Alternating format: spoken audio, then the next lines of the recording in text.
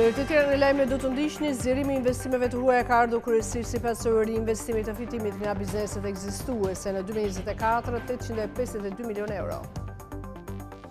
Performancë shumë pozitive në 2024, këtë vlerësim bën Banka e Shqipërisë për ekonominë e vendit në raportin e saj vjetor. Në muajin mars, treguesi i ndjesisë ekonomike u rrit me 1.1 pikë, për këtë ndikoi rritja e besimit të biznesit në të gjithë sektorët. Android 52.77% të tregut shqiptar të telefonave inteligjent, kështu ai është edhe sistemi operator më i përdorur.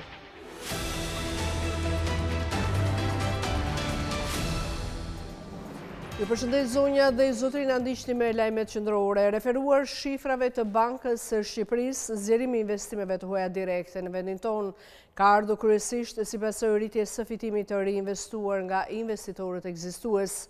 Nisur nga shifrat, rezulton se fitimi i riinvestuar ka arritur 852.47 milion euro. Investimet e huaja direkte gjatë vitit kaluar në vendin tonë prekën shifrën 1.58 miliardë eurove, duke regjistruar vlerën më të lartë në terma vjetor. Kështu shifrat zyrtare nga Banka e Shqipërisë tregojnë se në vitin 2024, flukset e investimeve të huaja direkte në vendin tonë u rritën me 5.7%, por cili tregues ka shtyr përpara këtë shifër rekord për gjatë vitit 2024.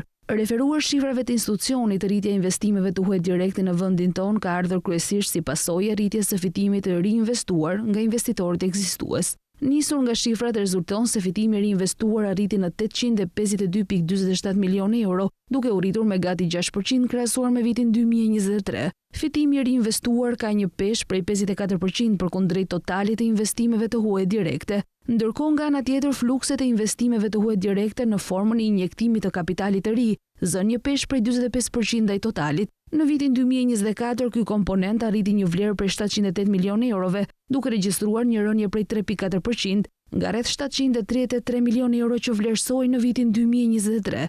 Por cilët mund të jenë faktorët që kanë ndikuar në rritjen e fitimeve të riinvestuara? Besimi i investitorëve ekzistues mund të jetë një faktor. Investitorët ekzistues kanë fituar më shumë besim në tregun shqiptar duke zgjedhur të riinvestojnë fitimet e tyre në vend. Kjo tregon një stabilitet dhe potencial të qëndrueshëm për rritjen ekonomike. Ndërkohë, bizneset që operojnë në Shqipëri kanë parë një rritje të fitimeve të tyre, duke lejuar ata të riinvestojnë më shumë në zgjerim dhe përmirësimin e operacioneve të tyre. Nga ana tjetër, kjo mund shpjegohet edhe me forcimin e lekut, duke qenë se fitimet e riinvestuara janë shifra që raportohen në lek. Megjithatë, negativ është fakti se rënia e investimeve të huaja direkte në formën e injektimit të kapitalit të ri tregon që Shqipëria nuk po arrin të tërheqë investitorë të rinj. Kjo mund të shpjegohet edhe me konkurrencën globale. Performancë shumë pozitive në 2024, në kështu e vlerëson Banka e Shqipërisë ecurinë e ekonomisë së vendit në raportin e saj vjetor. Sipas Bankës Qendrore, viti që lan pas u karakterizua nga rritja e punësimit dhe e pagave, kredisë dhe depozitave, rezervës valutore dhe pagesave elektronike. Në vitin që lan pas, rritja ekonomike mbeti në nivele të larta, rreth nivelit 4%, duke u shoqëruar edhe me një rritje të punësimit dhe pagave. Banka e Shqipërisë ka depozituar pranë kuvendit raportin e saj për vitin 2024, duke vlerësuar këtë të fundit si pozitiv për ekonominë. Rritja e punësimit dhe pagave ka shtuar të ardhurat për familjet shqiptare, veçanërisht në një mjedis me inflacion të ulët. Në 2024, inflacioni zbriti në një nivel mesatar prej 2.2%, duke shënuar një rënje të ndjeshme nga nivelet e larta prej 4.8% të një viti më parë. Kjo rënje ndikoi pozitivisht në uljen e kostos së jetesës dhe në përmirësimin e fuqisë blerëse të ardhurave dhe kursimeve të familjeve shqiptare. Nga ana tjetër, rënja e borxhit të jashtëm në nivelin 40.8% të prodhimit të brendshëm bruto, apo rritja e rezervave valutore të Shqipërisë në nivelin 6.3 miliard lek, përmirësoi ndjeshëm aftësinë paguese të vendit. Gjatë 2024-s, deficiti buxhetor u reduktua në 0.7% të prodhimit të brendshëm bruto dhe borxhi publik në 53.8% të PBB-s. Përsa i përket infrastrukturës së pagesave, numri i pagesave elektronike të kryera nëpërmjet bankave u rrit me 24.4% krahasuar me një vit më parë. Ndërkohë, treguesi i pagesave për frym, i synuar në 10 pagesa për frym, arriti në 23 pagesa për frym në fund të vitit. Ky përparim pasqyron tendencat në rritje të digitalizimit të shërbimeve financiare, duke lehtësuar transaksionet elektronike dhe përshpejtuar përfshirjen financiare të individëve dhe bizneseve. Vitin e kaluar, stoku i rezervës valutore bruto u rrit në 6.2 miliardë euro nga 5.8 miliardë që ishte më parë, ndërkohë edhe cilësia e portofolit të kredisë rezulton të jetë rritur. Rezultati financiar i sistemit rezultoi 37.4 miliardë lek, me një rritje prej 17% krahasuar me vitin 2023. Zgjerimi i aktiveve të sektorit bankar pasqyroi kryesisht rritjen e kredisë dhe investimeve në letrat me vlerë, ndërsa rritja e detyrimeve pasqyroi të rësisht zgjerimin e depozitave me rreth 5% në terma vjetor. Kostot e kreditimit të rënë dhe kredia u rrit në 15.7% nga 9.7% një vit më parë, e mbështetur gjithashtu nga rritja e kërkesës dhe qasja pozitive e bankave ndaj kreditimit. Rritja e kredisë ka financuar nevojat për konsum dhe për investime të familjeve dhe bizneseve. Treguesi i ndjesisë ekonomike u rrit me 1.1 pikë në muajin mars, duke qëndruar 8.1 pikë mbi mesatarin historike. Në këtë rritje ndikuan përmirësimi i besimit konsumator dhe i bizneseve në të gjithë sektorët, me përjashtim të sektorit të tregtisë që dha një kontribut negativ. Treguesi i ndjesisë ekonomike, një indikator që matet nga Banka e Shqipërisë, u rrit me 1.1 pikë në muajin mars, duke qëndruar 8.1 pikë mbi mesatarin historike. Në këtë rritje ndikuan përmirësimi i besimit konsumator dhe i bizneseve në të gjithë sektorët, me përjashtim të sektorit të tregtisë që dha një kontribut negativ. Treguesi i besimit të industrisë u rrit me 1.4%, duke qëndruar rreth 6 pikë mbi mesatarin historike. Përmirësimi në muajin mars u përcaktua nga vlerësimet optimiste për kontratat dhe porositë të bizneseve nga eksportet, si dhe vlerësimi më optimist për prodhimin industrial aktual. Bizneset vlerësojnë një rënje të lehtë gjendjen e inventarëve, ndërsa pritjet për çmimet në të ardhmen kanë shënuar rritje të lehtë krahasuar me muajin e kaluar. Treguesi i besimit në ndërtim u rrit me 1.6 pikë dhe niveli i tij vijon të qëndrojë ndjeshëm mbi mesatarin historike. Ecuria këtij muaji u përcaktua nga rritja e vlerësimeve të bizneseve për aktivitetin aktual ndërtues. Gjithashtu bizneset u shprehen optimiste për punësimin e të ardhmen, ndërsa pritjet për çmimet u rishikuan lehtë për poshtë. Treguesi i besimit në shërbime u rrit me 1.2 pikë dhe qëndron rreth 13 pikë mbi nivelin e mesatares historike. Përmirësimi u përcaktua nga vlerësimet me pozitive të bizneseve për ecurinë aktuale të aktivitetit të tyre. Po ashtu pritjet për nivelin e punësimit në të ardhmen janë rritur. Treguesi i besimit në tregti ul me 2.1 pikë në muajin mars. Megjithatë, niveli i tij vijon të qëndrojë rreth 5 pikë mbi mesatarin historike këtë muaj. Në këtë ecuri ndikuan vlerësimet më pesimiste për ecurinë aktuale të biznesit, si dhe pritjet në rënje për nivelin e punësimit në të ardhmen. Pritjet për çmimet në të ardhmen janë rishikuar në rënje. Treguesi i besimit konsumator u rrit me 2.3 pikë për të dytin muaj rresht, duke e çuar nivelin e këtij treguesi përsëri mbi mesatarin historike me 3.5 pikë. Rritja këtë muaj ka reflektuar se pritjet më optimiste për situatën e përgjithshme të ekonomisë dhe për gjendjen e tyre financiare në të ardhmen, ashtu dhe situatën e përmirësuar të blerjeve në shuma të mëdha. Të dhëna me frekuencë tremujore tregojnë se vlerësimet e bizneseve me gjendje financiare janë më të ulta se në tremujorin e 4 të vitit 2024. Megjithatë, niveli i tyre në tremujorin e parë 2025 mbetet ndjeshëm mbi mesatarin historike. Kryeministri Rama u shpreh se deri në vitin 2030 ardhurat për frym në Shqipëri do të arrijnë 15.000 euro. Gjithashtu kreu i ekzekutivit u shpreh se brenda mandatit të katërt minimumi jetik do të bëhet 200 euro. Gjatë një bashkëbisedimi me qytetarët në platformat sociale, kryeministri Edi Rama u shpreh se që nga viti 2013 deri më sot, të ardhurat për frym në Shqipëri janë më shumë se trefishuar. Ai theksoi se deri në vitin 2030 do të arrijnë 15.000 euro. Nëse ne themi që kemi trefishuar të ardhurat për frym dhe nga 3.324 euro që ishin kur ne morëm detyrën janë 10.342 euro. Kjo është diçka që ata që na dëgjojnë dhe që dëgjojnë për të dëgjuar, jo dëgjojnë thjesht dhe vetëm për të sharë pastaj edhe për të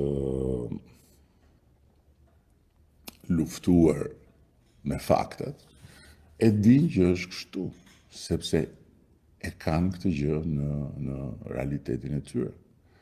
Dhe kur themi që pastaj në Shqipërinë 2030 të ardhurat për frym do shkojnë 15.000 euro. Në vijim, kryeministri Rama u ndal edhe në rritjen e pagës mesatare në sektorin publik.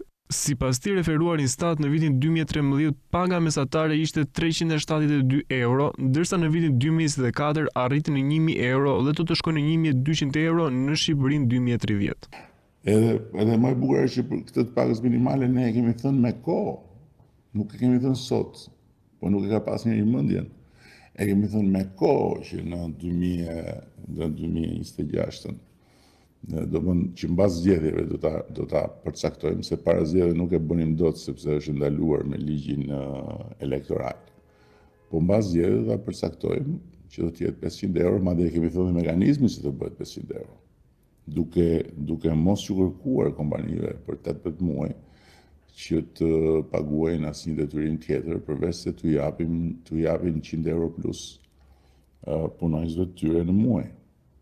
Gjithashtu kreu ekzekutivi u shpreh se brenda mandatit të katërt minimumi jetik do të bëhet 200 euro. Gjatë vizitës së tij në një biznes fason në Durrës, kreu i Partisë Demokratike Sali Berisha deklaroi se do të kompensohet çdo qëndarkë e kursit e euros për të gjithë eksportuesit. Nga ana tjetër, Berisha u shpreh se do të ketë bonuse për fëmijët si shtesë në rrogë. Partia Demokratike do të bëjë gjithçka për suksesin e sipërmarrësit shqiptar, duke lehtësuar në maksimumin e mundshëm barrën fiskale dhe mbrojtur eksportet. Gjatë një vizite në një biznes fason në Durrës, kreu i kësaj force politike Sali Berisha foli për disa nga masat për të mbrojtur biznesin eksportues ndaj luhatjeve të kursit të këmbimit. Qeveria do të kompenson çdo qindark të kursit të euros për të gjithë eksportuesit, gjë e cila i bën ata të punojnë në kushte më të qeta, më të sigurta. Të kesh një rënje të euros në 35% sa që është rënja, është pothuaj shkatrimtare. Është pothuaj shkatrimtare, mbasi këto kanë bëjnë, janë në sipërmarrje, një sipërmarrje që keni të bëni me euro dhe shkëmbimi bëhet me euro. Në këtë kontekst, një bord i veçantë do të ngrihet. Sipas Berishës, punonjësit me rroga të ulta 500 euro do të kenë së bashku me pensionet kartën e konsumatorit, nëpërmjet të cilës mund të merret TVSH-ja nga shteti e të gjithë produkteve bazë që blihen kundrejt kuponave që dorëzohen. Kreu Demokrat shtoi se kjo vlerë shkon në 450 euro në vit. Pra ne duhem të ndryshojmë në mënyrë rrënjësore gjendjen, jetesën, mirëqenjen e qytetarëve. Ne do vendosim rrogën 500 euro për minimale, por ne në dialog dhe në bashkëpunim me sipërmarrësit. Ne do bëjmë gjithçka që kjo të mos dëmtoj nuk është qëllimi se pastaj ti çosh sipërmarrjet drejt falimentimit. Ajo është marrëzi, pra ne do të kemi një dialog shumë të mirë me sipërmarrësit, me përllogaritje të sakta, çfarë duhet ne të kompensojmë që ju të keni rrogë minimale 500 euro. Nga ana tjetër, Berisha u shpreh se do të ketë bonuse për fëmijët si shtesë në rrogë. Sipas tij, shtesa në rrogë për fëmijën e parë nga qeveria do të jetë 70 euro, për të dytin 60 euro, për fëmijën e tretë nga lindja deri në moshë 23 vjeçare, qeveria do të marrë përsipër çdo shpenzim. Ka arritur në 1.5 trilion lek totali depozitave të sigurueshme nga Agjencia e Sigurimit të Depozitave. Sipas raportit vjetor të kësaj agjencie, gati 93% e depozitave në banka kompensohen plotësisht.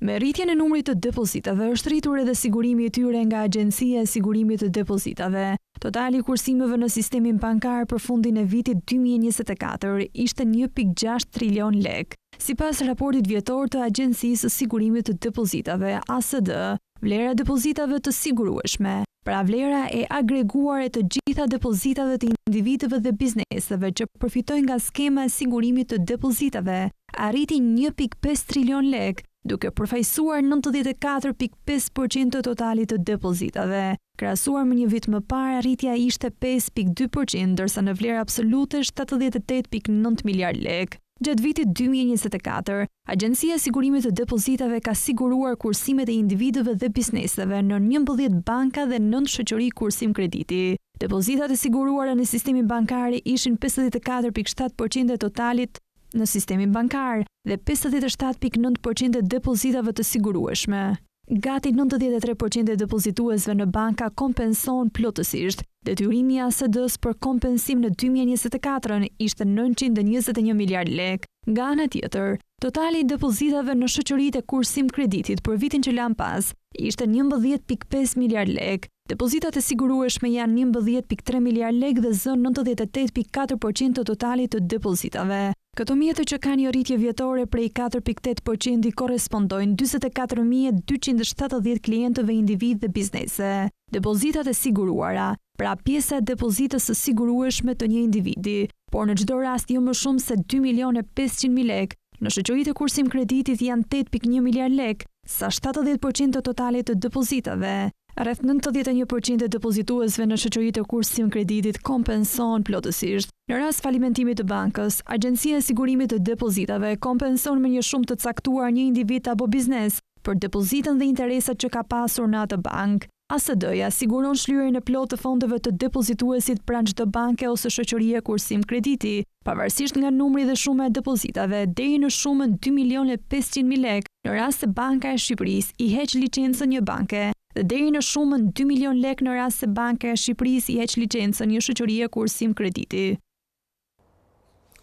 Projekti për ndërtimin e një impjanti diellor lundrues për prodhimin e energjisë elektrike në valën e Dejës po shkon drejt zbatimit, ndërkohë ndërtimi pritet të fillojë brenda aktiviti. Ndërtimi i impjantit diellor lundrues është një nga projektet e korporatës elektroenergjitike shqiptare në kuadër të diversifikimit të burimeve të prodhimit energjisë.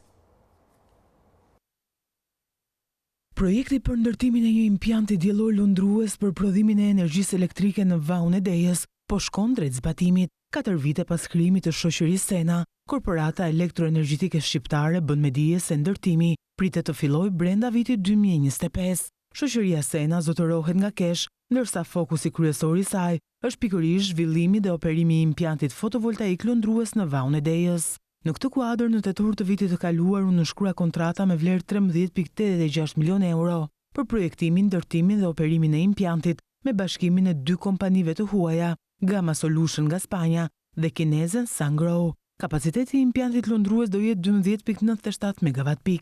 Sipas përllogaritjeve, prodhimi parashikuar në vitin e parë do arrijë në 18.808 MWh, me një prodhim mesatar prej 17.822 MWh në vit gjatë gjithë jetës së tij. Ndërkaq sipas kesh, edhe pse impjantet fotovoltaik lundrues konsiderohen ende një teknologji e re, sistemi i ankorimit të impjantit do sigurojë operim normal dhe me luhatje deri në 15 metra të nivelit të ujit dhe rezistencë ajrës maksimale për 50 vitet e ardhshme. Ndërtimi i impjantit diellor lundrues është një nga projektet e kesh në kuadër të diversifikimit të burimeve të prodhimit të energjisë.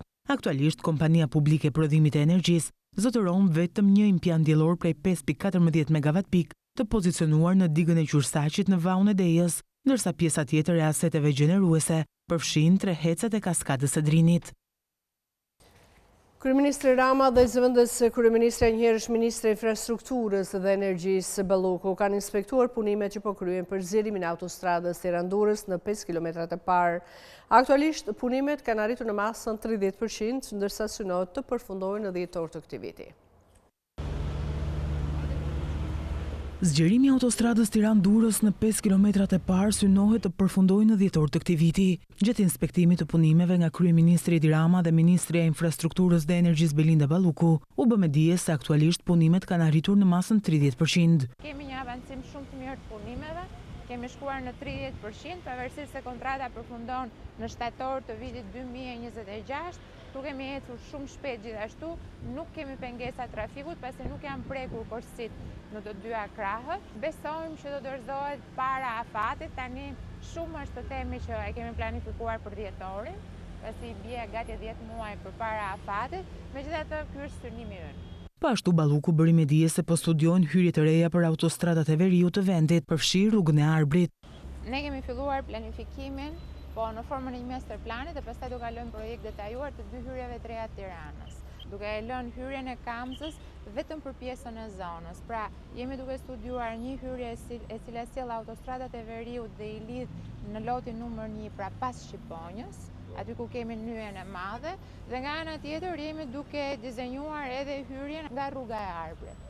Rruga e Arbrit tashmë futet dhe krijon një hing, pra nga shkalla e Tujanit krijon një hing në Tufin, sigurisht pengon gjithë trafikun, përveç amortizimit që ajo rrugë ka dhe do jetë e vështirë që të parashikohet nga Bashkia e Tiranës. Paralelisht u inspektuan dhe punimet që po kryen në aksin rrugor kombinat Ndroq-Plepa, që është në fazën e parë të rindërtimit. Rehabilitimi i kësaj rruge do vazhdojë në 3 faza, ndërsa pjesa e investimit është dhe rindërtimi i urës së Beshirit, që do eliminojë të gjitha kthesat duke rritur sigurinë rrugore. Gjatë inspektimeve u bë me dije gjithashtu se është gati nisja e funksionimit të qendrës së monitorimit të trafikut për 200 kilometrat e parë.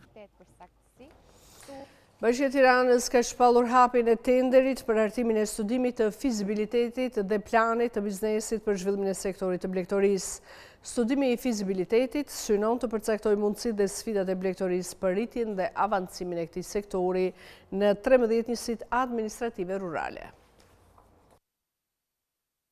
Bashkia e Tiranës ka shpallur hapjen e tenderit për hartimin e studimit të fizibilitetit dhe planit të biznesit për zhvillimin e sektorit të blegtorisë. Fondi limiti për llogaritur është 5.820.000 lekë. Sipas dokumentit të publikuar në Agjencinë e Prokurimit Publik, sektori i zhvillimit strategjik të blegtorisë ka si qëllim kryesor të identifikojë dhe të hartojë politika strategji sektoriale në funksion të zhvillimit të blegtorisë, të drejtojë dhe të mbështesë në rritjen dhe përmirësimin e ekonomisë në zonat rurale të Bashkisë Tiranë. Studimi i fizibilitetit dhe plani i biznesit për zhvillimin e sektorit të blegtorisë synon të përcaktojë mundësitë dhe sfidat e sektorit të blegtorisë për rritjen dhe avancimin e këtij sektori në 13 njësitë administrative rurale të Bashkisë Tiranë, konkretisht në Petrel, Fark, Dajt, Zallbastar, Bërgjit, Krap, Baldushk, Shëngjër, Zhvaqar, Kashar, Pezë, Ndroq dhe Zallherr. Aktualisht ky sektor përballet me mungesën e studimeve në të gjitha fushat, duke filluar nga tipet e firmave, forma strukturore dhe organizative, format e menaxhimit, efektiviteti ekonomik e të tjerë. Mungesa e të dhënave sjell dhe mungesë për zhvillimin e këtij sektori. Duke marrë në konsiderat ndryshimet demografike në vend dhe ato globale, ndryshimin e preferencave të konsumatorëve, zhvillimin e teknologjisë, prodhimit, përpunimit, tregtimit, kjo lind si një nevojë për vlerësim dhe si domosdoshmëri imediate hartimi i një plani strategjisë sektoriale, i cili do të shërbejë si një dokument bazë dhe do të orientojë për masa konkrete në funksion të zhvillimit të sektorit të blegtorisë. Ky studim do të lehtësojë orientimin e investimeve vendore, qendrore apo edhe ato të huaja për zhvillimin e mëtejshëm sipas zonave, duke ju referuar edhe statusit të përditësuar nëse ka një plan për zhvillimin e zonës në zbatim të përcaktimeve ligjore në fuqi, thuhet në dokument. Hedhja në tregje mishit të pulës me salmonel ka vënë në pikpyetje të ardhmen e Autoritetit Kombëtar të Ushqimit. Në fakt, shkrirja e institucionit ka qenë e paraprirë nga një ligj i posaçëm që pritet të hyjë në fuqi në maj të këtij viti. Rasti më i fundit i hedhjes në treg të një sasie të konsiderueshme të mishit të pulës me salmonel ka vënë në pikpyetje të ardhmen e Autoritetit Kombëtar të Ushqimit. Ndonë se ishte ky institucion që me një kontroll rutine ka zbatuar rastin, eficienca e institucionit është vënë në dyshim. Kjo për faktin se rastet e shkeljeve të sigurisë ushqimore, qoftë në tregun e brendshëm por edhe në eksporte, kanë qenë të shpeshta në vitin e fundit. Një ligj i ri miratuar në kuvend më shtator të 2024 se kishte paraprirë shkrirjen e këtij institucioni. Dhe unë besoj që rishikimi i komplet sistemit, pra reformimi i gjithë sistemit të gjurmëshmërisë, kontrollit dhe të sistemeve të rrezikut të akapit ose me radhë, kjo është baza pra që do na shërbejë që në të ardhmen mos përsëriten ose të jenë sa më të vogla. Dhe Italia besoj që Italia është një rast i mirë, nga mund të marrim eksperiencë. Në Itali kontrollet bëhen nga Ministria e Shëndetësisë. Pra, rolin kryesor për kontrollin e sigurisë ushqimore, pra kontrollin e sigurisë ushqimore që lidhet me sëmundshmërinë, që lidhet pikërisht me salmonelën, listerinë ose sëmundje të tjera, butoksin, zoonozat. Sipas ligjit të ri të inspektimeve, të gjitha inspektoriatet e vendit shkrihen në vetëm 8 inspektorate qendrore, të cilat do të kenë të bëjnë vetëm me disa fusha specifike që Ministria Sipërmarrjes do t'i caktojë në sajt të riskut. Një nga këto 8 inspektorate qendrore do të ketë një strukturë që do të trajtojë çështjet e ushqimit, që aktualisht të bën AKU dhe që brenda vitit do të zvendësohet me strukturën përgjegjëse për inspektimin dhe kontrollin zyrtar të veterinarisë dhe mbrojtjes së bimëve. Ashtu si me Malin e Zi dhe me Maqedoninë e Veriut, nuk do t'jetë me nevojshme të pritet kartoni jeshil sa herë hyn dhe del automjeti. Me ndryshimet e reja që kanë hyrë në fuqi nga data 1 prill, kartoni jeshil do të pritet vetëm një herë në vit me çmim 50 euro. Qytetarët shqiptar duke filluar që nga data 1 prill i këtij viti do të kenë mundësinë të lëvizin drejt Maqedonisë së Veriut me karton jeshil me afat 1 vjeçar me çmim të reduktuar prej 50 euro. Autoriteti mbikëqyrjes financiare në kuadër të zbatimit të rekomandimeve të Komitetit të Përbashkët të Marrëveshjes së Tregtisë së Lirë të Evropës Qendrore për lehtësimin e lëvizjes ndërkufitare ka bashkëpunuar ngushtë me Byron Shqiptar të Sigurimit për të lehtësuar lëvizjen e autoveturave me targa shqiptare drejt vendeve kufitare. Bazuar në vendimin e Byros Shqiptare të Sigurimeve, qytetarët shqiptar mund të pajisen tashmë në të gjithë pikat e shitjeve së shoqërive të sigurimit me kartoni jeshil për autovetura me vlefshmëri 12 mujore me çmim 50 euro, e cila mbulon territorin e Maqedonisë së Veriut. Ky vendim mbështet lëvizjen e qytetarëve duke ulur kostot dhe nxitur shkëmbimet ekonomike me fqinjen tonë juglindor. Shoqëritë e sigurimit do të ofrojnë në të gjitha pikat e shitjes policinë e sigurimit për autovetura me afat vlefshmërie 1 vjeçar për Maqedoninë e Veriut, për Malin e Zi, si dhe do të vijojnë të ofrojnë dhe kartoni jeshil me afat vlefshmërie 15 ditor me çmim 15 euro. Kjo është masa 2 që ndërmerret në një hartë të shkurtër kohor për lehtësinë e lëvizjes së qytetarëve shqiptar drejt vendeve kufitare pas hyrjes në fuqi më 1 shkurt 2025 të policisë së sigurimit 1 vjeçar me Malin e Zi. Sipas të dhënave më të fundit, Android zë 52.77% të tregut shqiptar të telefonave inteligjent, duke qenë sistemi operativ më i përdorur në vendin tonë. Nga ana tjetër, iOS ka një përhapje prej 47.02%, duke treguar një konkurrencë të fortë me Android.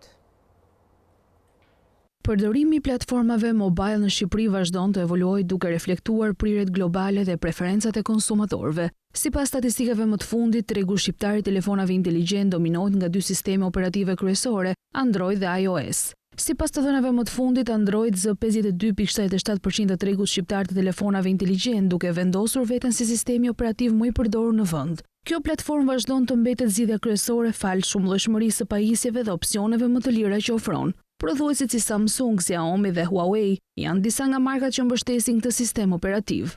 Një statistikë interesante që vlen të përmendet është se Samsung, një nga prodhuesit kryesorë të telefonave Android, ka një pjesë të vogël të tregut në Shqipëri, vetëm me 0.18%. Kjo shifër mund të pasqyrojë një rënje të ndjeshme të popularitetit të markës në vend, ndoshta për shkak të konkurrencës nga marka të tjera Android si Xiaomi, Oppo dhe Huawei. Nga ana tjetër, iOS ka një përhapje prej 47% duke treguar një konkurrencë të fortë me Android. Pajisjet e Apple si iPhone dhe iPad vazhdojnë të jenë mjaft të preferuara nga konsumatorët shqiptar pavarësisht kostos më të lartë. Gjatë vitit 2024, pjesa e tregut të sistemeve operative mobile në Shqipëri ka shfaqur luhatje të dukshme.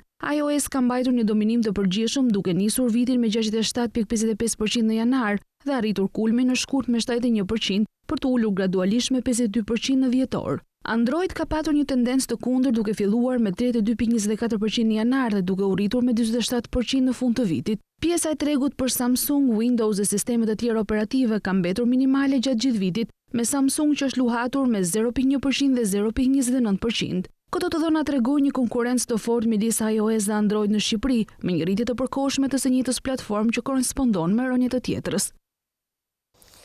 Sipas të dhënave të Agjencisë Europiane të Statistikave referuar vitit 2024, rreth 8.500 shqiptar janë kthyer pas një urdhri për t'u larguar në një nga vendet e Bashkimit Evropian ku ata ishin vendosur. Sipas të dhënave të Agjencisë Europiane të Statistikave, rreth 2130 shqiptar janë kthyer pas një urdhri për t'u larguar në një nga vendet e Bashkimit Evropian ku ishin vendosur, referuar 3 mujorit të fundit të vitit 2024. Ndërkohë për të gjithë vitin që lan pas, kjo shifër vlerësohet në rreth 8400 persona. Për gjatë 3 muajve të fundit të vitit 2024, rreth 125.000 shtetas jo antar të Bashkimit Evropian urdhëruan të largoheshin nga një vend i BE-s dhe gati 29.000 persona u kthyen në vendet e treta pas një urdhri për t'u larguar. Në krahasim me 3 mujorin e tretë të vitit 2024, numri i porosive për t'u larguar u rrit me 11.5%, ndërsa numri i kthimeve në vendet e treta u rrit me 3.3%. Krahasuar me të njëjtin 3 mujor të vitit 2023, numri i shtetasve jashtë BE-s të urdhëruar të largohen u rrit me 16.3%, ndërsa numri i personave për t'u kthyer në vendet e treta u rrit me 24.3%. Sipas shifrave të Agjencisë Europiane të Statistikave, në mesin e shtetasve jo të BE-s që urdhëruan të largoheshin nga territori i një vendi të Bashkimit Evropian në këtë periudhë, shumica ishin shtetas algerian, të ndjekur nga shtetasit sirian dhe të Marokut. Ndër ata që u kthyen në vendet e treta, shumica ishin shtetas të Gjeorgjisë, të ndjekur nga Turqia dhe Shqipëria. Sipas Eurostat, kthimet më të mëdha të shtetasve shqiptar në 3 mujorin e fundit të vitit aktual janë bërë nga Greqia, Franca, Gjermania dhe Italia.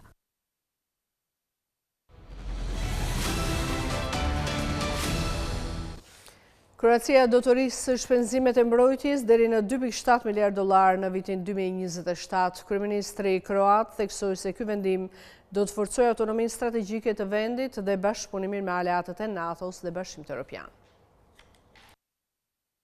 Kryeministri kroat Andrej Plenković ka njoftuar se buxheti i mbrojtjes në vend do të rritet, ndërsa Bashkimi Evropian përballet me presionin për të forcuar aftësitë e veta ushtarake. Kroacia aktualisht shpenzon më shumë se 2% të prodhimit të brendshëm bruto në mbrojtje, një shifër mbi standardin e NATO-s. Kryeministri kroat vuri në duke se kur erdhi në pushtet në vitin 2016, buxheti i mbrojtjes ishte rreth 540 milion euro. Plani i yndir në vitin 2027 është që ai numër të jetë 5 herë më i lartë, tha ai, dhe kjo do të kuptonte një rritje të shpenzimeve në rreth 2.7 miliard euro. Plenković përshkroi përmirësimet e vazhdueshme në sektorin e mbrojtjes. Sipas tij, avionet e vjetër luftarak MiG po zëvendësohen me Rafale francez, tanket Leopard dhe sistemet. Sipas tij, avionet e vjetër luftarak MiG po zëvendësohen me Rafale francez, tanket Leopard dhe sistemet e raketave HIMARS do të bëhen pjesë arsenalit dhe marina pritet të rinovohet. Ne duam të kemi një ushtri të fortë kroate në rrethanat e ndryshuara strategjike, thaj. Kroacia do të vazhdojë në rrugën që po ndërmarrim aktualisht në mënyrë që gjithçka që investojmë të forcojë autonominë strategjike në nivel evropian, si dhe të na jap krejtësisht aftësi të reja në veprimin me aleatët dhe partnerët tanë të NATO-s në Bashkimin Evropian, theksoi lideri kroat. Gjatë një takimi me përfaqësues të Parlamentit Evropian, bisedimet prekën gjithashtu kornizën e ardhshme financiare shumëvjeçare të Bashkimit Evropian, ku u theksua nevoja për një buxhet më të thjeshtë dhe më të fokusuar në përputhje me prioritetet strategjike. Burimet zyrtare të Parlamentit Evropian e quajtën angazhimin e Kroacisë për integrimin evropian frymëzues, ndërsa paralajmëruan se Evropa duhet të veprojë shpejt ose rrezikon të mbetet prapa. Ne ose ecim përpara së bashku ose u mbasim terren, theksuan ata.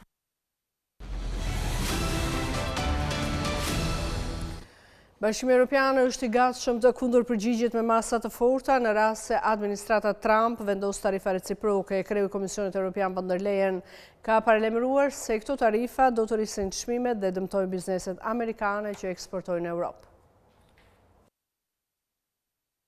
Bashkimi Evropian ka shumë burime që mund të përdoren për të negociuar dhe nëse është e nevojshme për t'u kundërpërgjigjur presidentit amerikan Donald Trump në lidhje me tarifat reciproke gjithëpërfshirëse. Kështu është shprehur presidenti e Komisionit Evropian Ursula von der Leyen në prag të asaj që lideri amerikan ka quajtur dita e çlirimit. Trump ka antagonizuar aleatët dhe ka tronditur tregjet e aksioneve duke thënë se tarifat e tij do të synonin të gjitha vendet pa përjashtime. Për bllokun tarifat reciproke do të vinë pas tarifave 25% për eksportet e çelikut, aluminit dhe makinave. Komisioni Evropian ka paraqitur kundërmasa, por e shtyu prezantimin e tyre deri në mes të prillit. Në prag të një grupi të ri tarifor, Komisioni forcoi tonin dhe tha se përgjigjja e tij nuk do të njohë vija të kuqe. Më lejoni të jemi qartë, Europa nuk e filloi këtë përballje. Ne mendojmë se është e gabuar, tha von der Leyen para Parlamentit Evropian. Ne kemi gjithçka që na nevojitet për të mbrojtur njerëzit tanë dhe prosperitetin ton. Ne kemi tregun e vetëm më të madh në botë, kemi forcën për të negociuar,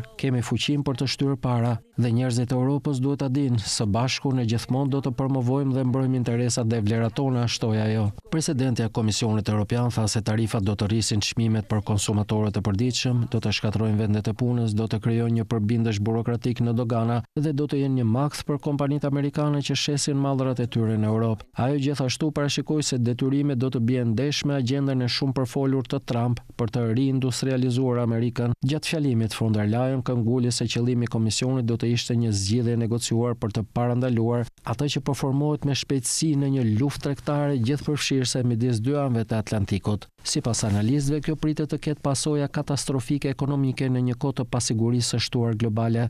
Ne do të qasemi këtyre negociatave nga një pozicion force. Europa ka shumë karta për të luajtur, nga tregtia te teknologjia deri te madhësia e tregut ton, tha von der Leyen. Megjithatë, shtoi ajo, nëse këto bisedime dështojnë të arrijnë një kompromis, Brukseli nuk do të hezitojë të marrë kundër masa të forta. Zyrtarët e Komisionit Evropian kanë sinjalizuar tashmë se reagimi i mundshëm mund të shkojë përtej standardit tradicional për mallrat dhe të përfshijë shërbime të cilat deri më tani kanë mbetur të paprekura. Në vitin 2023, Bashkimi Evropian regjistroi një suficit mallrash me Shtetet e Bashkuara të Amerikës me vlerë 156.6 miliardë euro, por një deficit shërbimesh me vlerë 108.6 miliardë euro.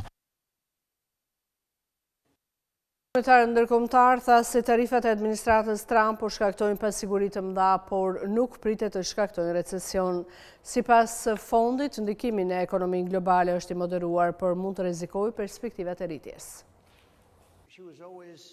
Përpjekja e presidentit amerikan Donald Trump për tarifa gjithëpërfshirëse po krijon pasiguri të madhe dhe dëmton besimin, por nuk ka gjasa të shkaktojë një recesion afatshkurtër, tha kreu menaxhuesi i Fondit Monetar Ndërkombëtar Kristalina Georgieva në intervistën e saj të parë që kur Trump mori detyrën.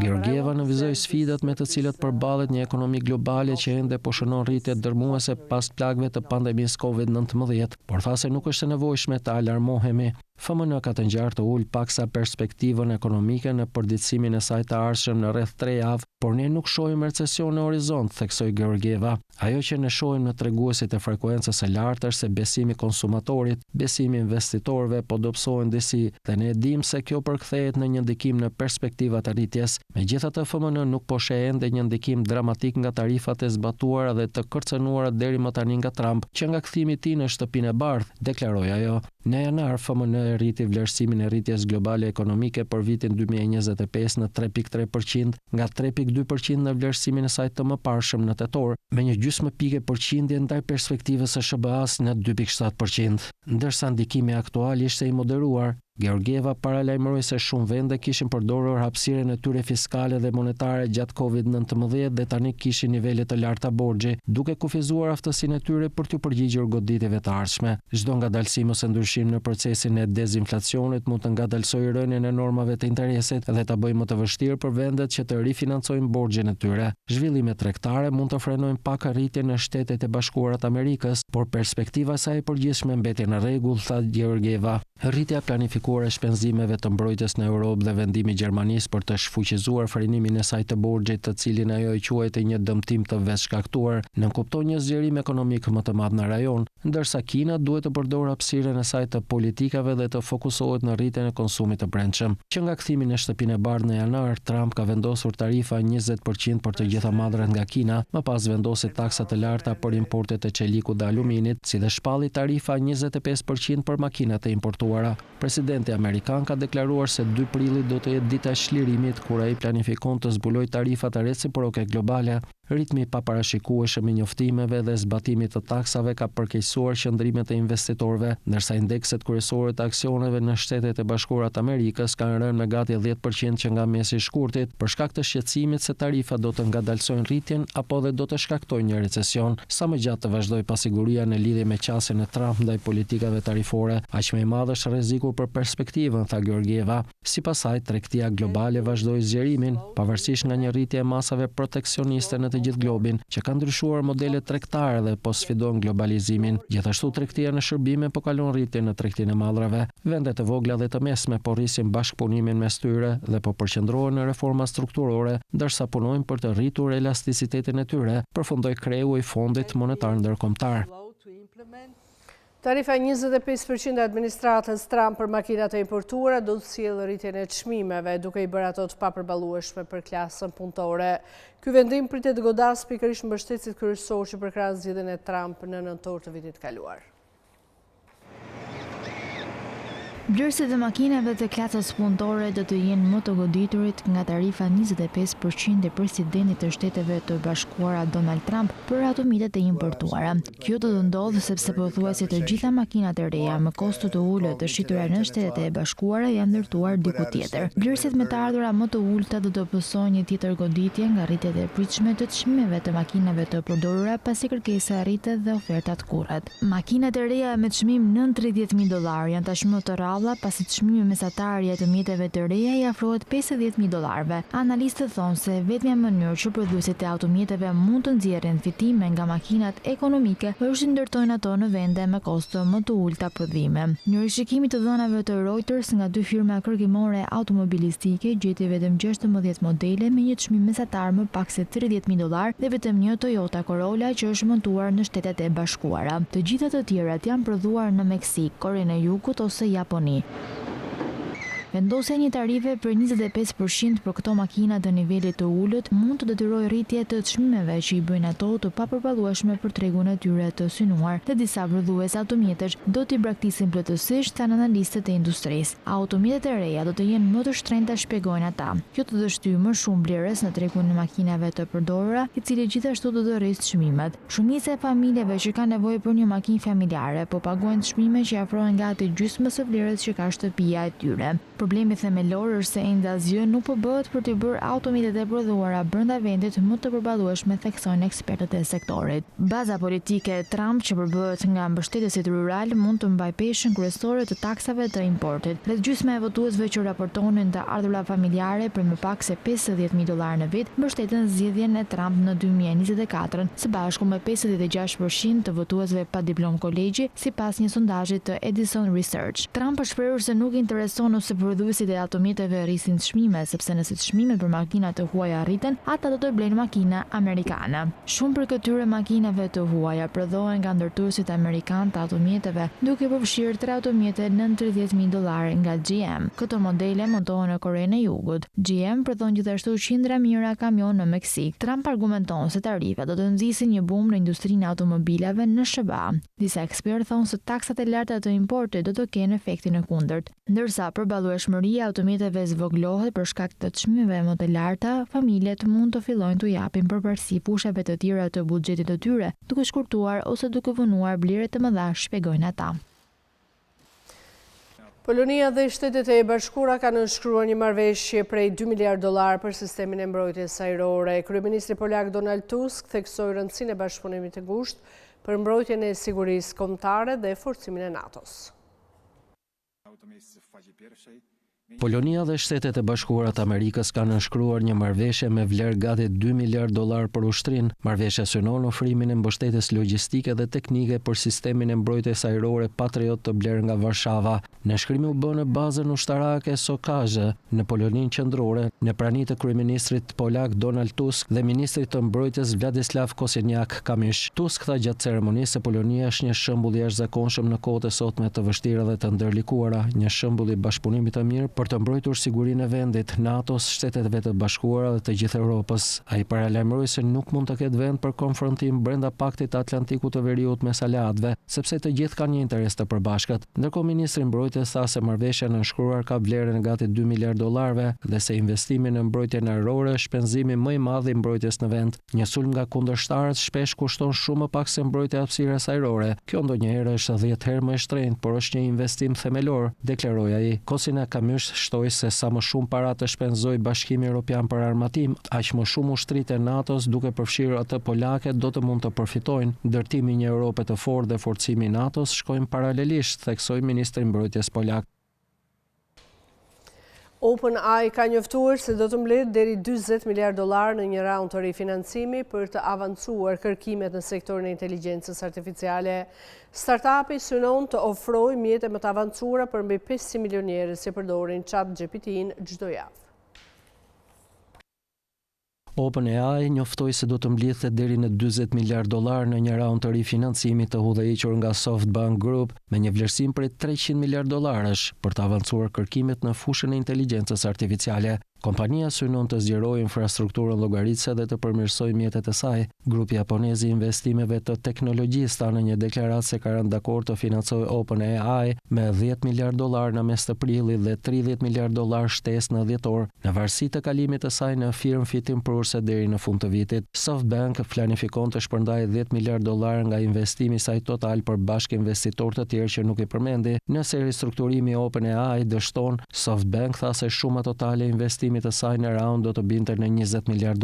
Startupi tha se synon të ofrojë mjete gjithnjë më të fuqishme për 500 milion njerëz që përdorin ChatGPT çdo javë. Entuziazmi i investitorëve për sektorin e inteligjencës artificiale është rritur ndjeshëm vitet e fundit, i nxitur nga adoptimi i gjerë chatboteve dhe shfaqja e gjendëve të sofistikuar të teknologjisë inovatore. Ndërmarrjet kanë integruar zgjidhjet e inteligjencës artificiale për të përmirësuar operacionet e tyre, si dhe përvojat e klientëve, ndërsa firmat e kapitalit të sipërmarrjes konkurrojnë për të mbështetur startupet premtuese. OpenAI me bazë në San Francisco mbylli një raund financimi për 6.6 miliard dollarësh në tetor që vlerësonte kompaninë në 157 miliard dollar. Raundi i ri i financimit gati do të dyfishonte vlerësimin e startupit. OpenAI po bashkëpunon me SoftBank dhe Oracle për të krijuar një rrjet qendresh të dhënash në projektin Stargate për 500 miliard dollarësh që synon të fuqizojë detyrat teknologjike në Shtetet e Bashkuara. Kompania planifikon gjithashtu të rindërtojë strukturën e vet, duke thënë se do të krijojë një korporat me përfitim publik për të tërhequr më shumë investime dhe burime, duke balancuar interesat e aksionerëve me përfitimet publike. Me financimin më të fundit, OpenAI do të bashkohet kompanive private më të vlefshme si SpaceX, ByteDance e Kinës dhe Stripe.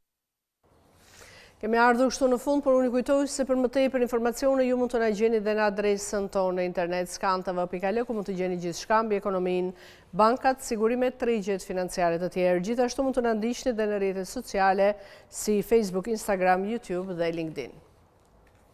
Unë ju falenderoj që na keni ndjekur, bashkë mirupafshim.